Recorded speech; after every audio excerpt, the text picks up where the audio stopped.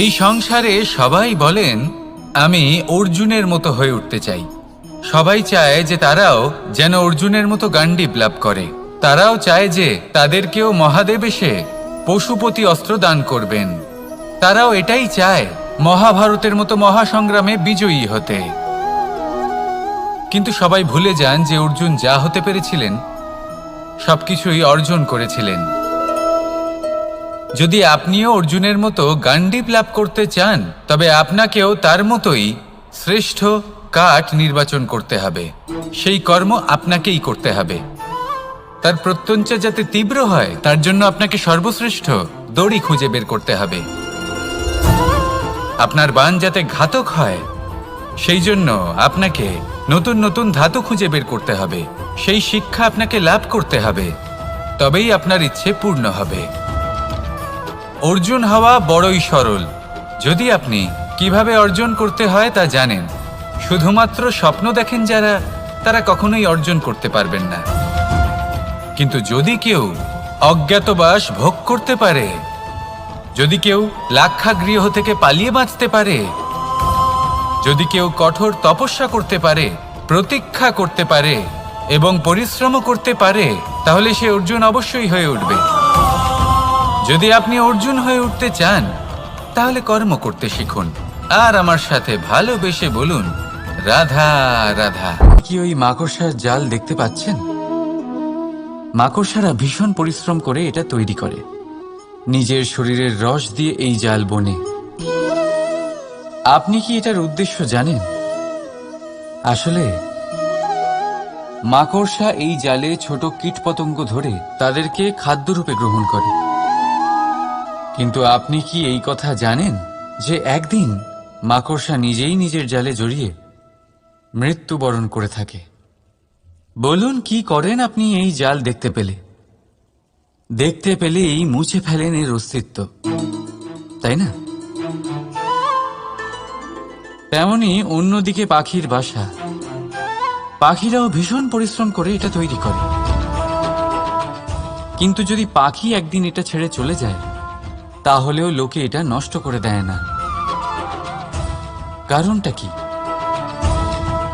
এর কারণ হলো এর নির্মাণ জীবন সঞ্চারের জন্য করা হয়েছিল, নষ্ট করার জন্য নয়। তাই মনে রাখবেন, জীবনে আপনার পরিশ্রম যতই বেশি হোক না কেন, যদি আপনার লক্ষ্য শুভ না হয় তাহলে আপনারও বিনাশ নিশ্চিত। তাই সৃজন করতেই থাকুন আর মুগ্ধ হয়ে বলুন রাধা রাধা। এই পুকুর দেখছেন আপনি? বাচ্চা, বৃদ্ধ, যুবক, যাকেই আমি জিজ্ঞেস করব এটা কি, সবার উত্তর সেই একই হবে। উত্তর তখনই বদলাবে যখন প্রশ্ন এটা হবে যে আপনি এই পুকুরে কি করতে চান। কেউ বলবে আমি এমনি এর পাড়ে বসে এই জল স্পর্শ করে ঠান্ডা হাওয়ার আনন্দ অনুভব করতে চাই। কেউ বলবে আমি এই পুকুরে সাঁতার কাটতে চাই। কেউ বলবে কাগজের নৌকা বানিয়ে আমি এতে ভাসিয়ে দিতে চাই। কেউ বলবে আমি মাছ ধরে নিজের জীবন যাপন করতে চাই, ইত্যাদি ইত্যাদি। আপনাকে একটা কথা বলে রাখি, আমাদের জীবনও এই পুকুরেরই মতন, একই রকম। কিন্তু আমরা এই জীবন নিয়ে কি করব সেই সিদ্ধান্ত আমাদের। এই পুকুরে আপনি মুক্তও পাবেন, আবার পাঁকও পাবেন। যদি আপনি মুক্ত পেতে চান তাহলে এই পুকুরের গভীরে আপনাকে যেতে হবে। ততটাই চেষ্টা করতে হবে যতটা করলে আপনি সেই মুক্ত অর্জন করতে পারবেন। না হলে শুধু পাঁকে হাত পড়বে। তাই যা আমি সর্বদা বলে থাকি, সিদ্ধান্ত আপনার। রাধা রাধা। অবশ্যই সহ্য করতে হবে, এটাই হলো প্রকৃতির নিয়ম।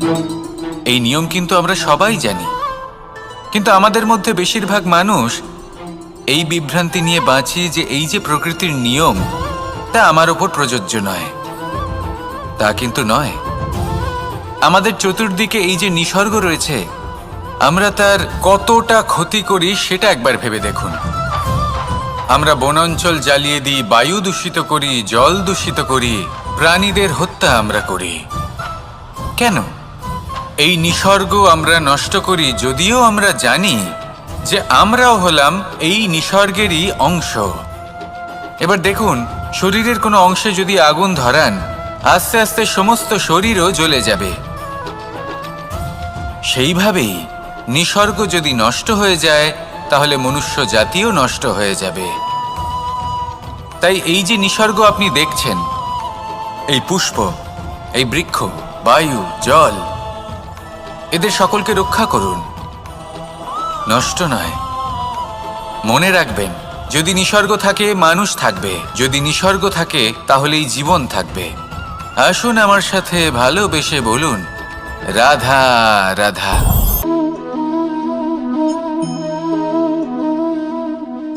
আপনার কি মনে হয় আমি কি করছি? আপনি বলবেন আমি প্রদীপ জ্বালাচ্ছি। সঠিক, কিন্তু প্রশ্ন হচ্ছে যে আমি কি আপনাকে বলেছি যে একে প্রদীপ বলা হয়? না। এই প্রদীপ কি নিজেই নিজের পরিচয় আপনাকে দিয়েছে? না। তাহলে আপনি কি করে জানলেন যে একে প্রদীপ বলা হয়? উত্তর হচ্ছে প্রকাশ, যে স্বয়ং জ্বলে অন্ধকারের মধ্যে সংসারকে পথ দেখায়, সেটাই প্রদীপ।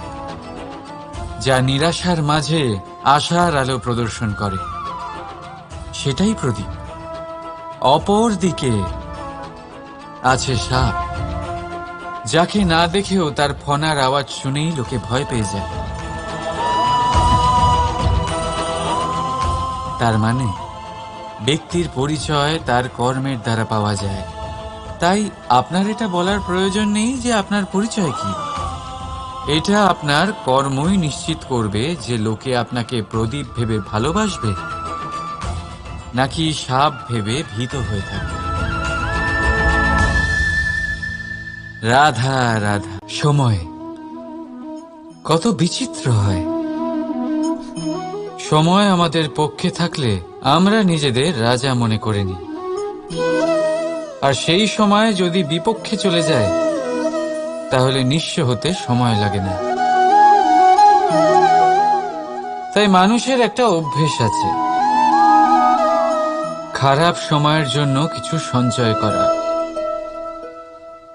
আত্মীয়, বন্ধু খারাপ সময় পাশ থেকে সরে যায়। যশ, মান প্রতিকূল সময় চিরস্থায়ী হয় না। তাই মানুষ মনে করে অর্থ সঞ্চয় করাই শ্রেয়। অর্থের কোনো হৃদয় নেই যা সময়ের সাথে পরিবর্তিত হবে। সংসার বলে সর্বদা অর্থ সঞ্চয় করতে থাকুন। খারাপ সময় অবশ্যই কাজে লাগবে, কিন্তু আমি বলবো শুভ কর্ম করতে থাকুন, আনন্দে থাকুন, নিজের ওপর আর ঈশ্বরের ওপরে বিশ্বাস রাখুন। খারাপ সময় কখনো আসবেই না। রাধা রাধা। জীবন থাকলে লক্ষ্য অবশ্যই থাকবে। যদি লক্ষ্য থাকে তার পথ অবশ্যই থাকবে। যদি পথ থাকে, আমরা জীবনে সফল হব না অসফল, পুরস্কারের ভাগীদার হব নাকি তিরস্কারের। মনে করুন আপনাকে একটা কাজ করতে হবে, আপনাকে পর্বত আরোহণ করতে হবে, আর সেই পথের ঢাল আপনাকে একাধিকবার ফেলে দেবে। পাথর আপনাকে একাধিকবার আহত করবে। এই অবস্থায় কি করবেন? সাধারণ মানুষ বেছে নেয় প্রতিশোধ, সেই পর্বতকে নষ্ট করে দেব। তাই জীবনে প্রতিশোধ নয়, পরিবর্তন বাছুন। বদলা নয়, বদল বেছে নিন। আপনার বাধা আপনার বন্ধু হয়ে যাবে। রাধা রাধা। সমস্ত মানুষের জীবন কিছুটা সমান হয়। মানুষ জন্মগ্রহণ করে তারপর চলতে শেখে, জীবনে এগিয়ে চলে, বার্ধক্য লাভ করে, তারপর সমাপ্ত হয়ে যায়। কিন্তু সেই ব্যক্তিরা কারা যারা প্রকৃত অর্থে মনুষ্য জীবন যাপন করেন? এনারা হলেন সেই ব্যক্তি যারা পড়ে গেলেও আবার উঠে দাঁড়ানোর চেষ্টা করেন, নিজের ভেঙে পড়া অস্তিত্বকে আগলে নিয়ে আবার একটা আকার দেবার চেষ্টা করেন, ভগ্ন আশাকে আবার একটা নতুন দিশা দেন, অসফল হওয়ার পরেও থামেন না, আবার এগোতে থাকেন। অসফল হওয়ার পরে যদি আপনি থেমে যান তাহলে সাফল্য আপনার সামনে অপেক্ষা করে, কিন্তু আপনি তা দেখতে পান না। তাই জীবনের সংঘর্ষে অংশগ্রহণ করতে শিখুন, জীবনের সংঘর্ষ থেকে পালাবেন না। আসুন আমার সাথে ভালোবেসে বলুন, রাধা রাধা। একবার একটা শেয়াল বনে বিচরণ করছিল। ও একটা ছোট্ট শাবক দেখতে পেল। ও ভাবল, আজ একেই আমি খাবার হিসেবে গ্রহণ করব। আশেপাশে দেখলো কেউ দেখছে না, তো কেউ ছিল না, আর সেই শাবকের ওপর আক্রমণ করল, যা হলো একটা ঘোর অপরাধ। বনের নিয়ম অনুসারে আপনি কখনোই শাবকের ওপর আক্রমণ করতে পারেন না। তারপর এই খবরটা যখন রাজা সিংহ জানতে পারলেন, সভার আয়োজন করলেন। কিন্তু সেখানে শেয়াল বলল, আমি তো এরকম কিছু করিনি, কিন্তু যদি আপনি এরকম বলেন কোনো প্রমাণ দিন, এর কোনো সাক্ষী আছে? তখন রাজা সিংহ পেঁচাকে ডেকে পাঠালেন, যে সেই মুহূর্তে বৃক্ষের শাখার ওপর বসেছিল, সে সব কিছু দেখেছিল। পেঁচা সব সত্যি কথা বলল, আর শেয়ালকে মৃত্যুদণ্ড দেয়া হলো। এবার এই কাহিনী আমি আপনাকে কেন শোনালাম? কারণ মানুষও কখনো কখনো এরকম কর্ম করেন যা শিয়াল করেছে। এটা ভাবেন কেউ দেখছে না, যখন আমি অনুচিত কর্ম করতেই পারি। কিন্তু না, আপনি যাই করুন না কেন, কেউ না কেউ অবশ্যই তা দেখছে। কোনো ব্যক্তি না হলেও কোনো প্রাণী, না হলে কোনো যক্ষ বা দেব বা প্রেত। যদি এনারা কেউ না দেখেন, তাহলে ধরিত্রী মাতা দেখেন, যেখানে দাঁড়িয়ে আপনি সেই কর্ম করছেন, তাই না? তাই একটা কথা সবসময় মনে রাখবেন, কে দেখছেন কে দেখছেন না সেই বিষয়ে ভাবা ছেড়ে দিন। এটা খুব সহজ কথা। আপনি যদি উচিত কর্ম করেন, উচিত ফল পাবেন। যদি অনুচিত কর্ম করেন, তাহলে আপনি অনুচিত ফল অবশ্যই পাবেন। সেই জন্য উচিত পথে চলতে থাকুন, উচিত কর্ম করতে থাকুন, আর আমার সাথে ভালোবেসে বলুন, রাধা রাধা।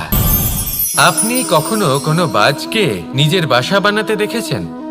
এই বাজ যখনই কোনো বাসা বানায়, তখন উঁচু গাছের ডালে বা কোনো পর্বতের শিখরে বাসা বানায়, অনেক উচ্চতায়, আর সেখানে তার সন্তানও জন্মগ্রহণ করে। যখন এই সন্তানেরা জন্মায়, তখন এই বাজ খুবই ভালোবেসে এবং খুব সাবধানে এদের পালন পোষণ করে। নিজের ঠোঁট দিয়ে তাদের ঠোঁটে খাবার পরিবেশন করে। কিন্তু যেই সেই সন্তানেরা হৃষ্টপুষ্ট হয়ে যায় এবং সেই কথা বাজ নিজে বুঝতে পেরে যায়, সেই বাজ নিজেই সেই বাসা ছিন্ন ভিন্ন করে দেয়। সেই সন্তান যাদের সবেমাত্র ডানা গজিয়েছে, কিভাবে উড়তে হয় তারা জানে না, সেই সন্তানগুলিকে উচ্চতা থেকে ঠেলে দেয়। সেই সন্তান প্রথমে ভয়ভীত হয়ে যায়। তারা সামনে মৃত্যুকে দেখতে পেয়ে ভয়ের কারণে তাদের ডানা ঝাপটাতে থাকে, আর সেই প্রক্রিয়াতেই সেই সন্তানগুলি উড়তে শুরু করে দেয়। এবার এই ঘটনায় আমরা কি শিক্ষা পেতে পারি? এটাই, যদি আপনি মাতা পিতা হন, তাহলে নিজের সন্তানকে অবশ্যই স্নেহ করুন, কিন্তু তাদেরকে নিজের আঁচলের তলায় বেঁধে রাখবেন না। যদি আপনি চান আপনার সন্তান জীবনে উন্নতি করুক, তাহলে নিজের মুঠো থেকে তাদের স্বতন্ত্র করে দিন। এই সংসারে সংঘর্ষ করতে দিন। সেই সন্তান নিজেই বুঝতে পারবে যে জন্মের সময় পাওয়া ডানা কি করে ব্যবহার করতে হয়। আর আপনার চোখের সামনে আপনার সন্তান এই আকাশে উড়তে থাকবে। তাহলে আসুন আমার সাথে ভালোবেসে বলুন, রাধা রাধা। সংসারে সবচেয়ে পবিত্র মানা হয় গঙ্গা জলকে। কখনো ভেবে দেখেছেন কেন?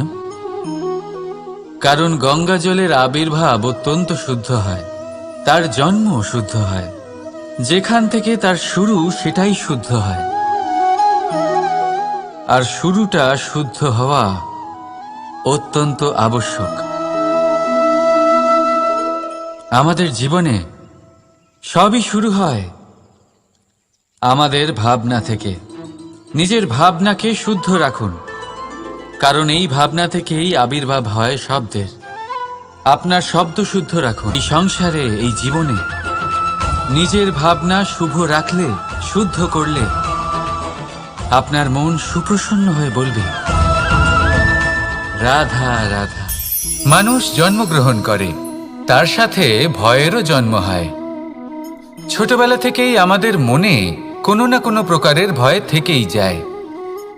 কেউ এই বিষয়ে ভয় পায় যে তার কোনো বস্তু তার থেকে দূরে চলে যাবে।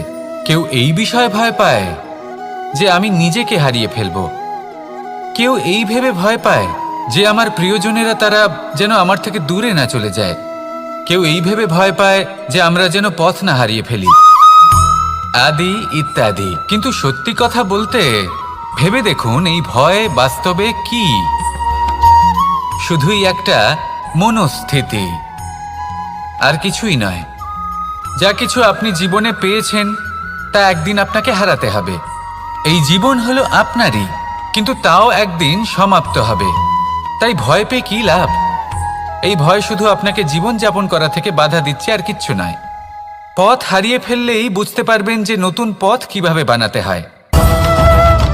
কিছু মানুষকে জীবন থেকে হারালে তবেই আপনি বুঝবেন যে আপনার আপনজনকে। এই ভয়ের কারণে ভীত হয়ে থাকবেন না। এই তারা নক্ষত্র অন্ধকারের অভাবে গুরুত্ব হারায়।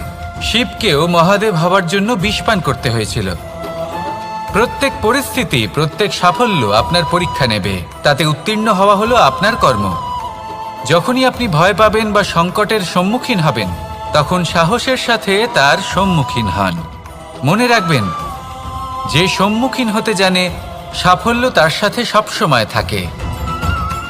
আসুন আর আমার সাথে ভালোবেসে বলুন, রাধা রাধা।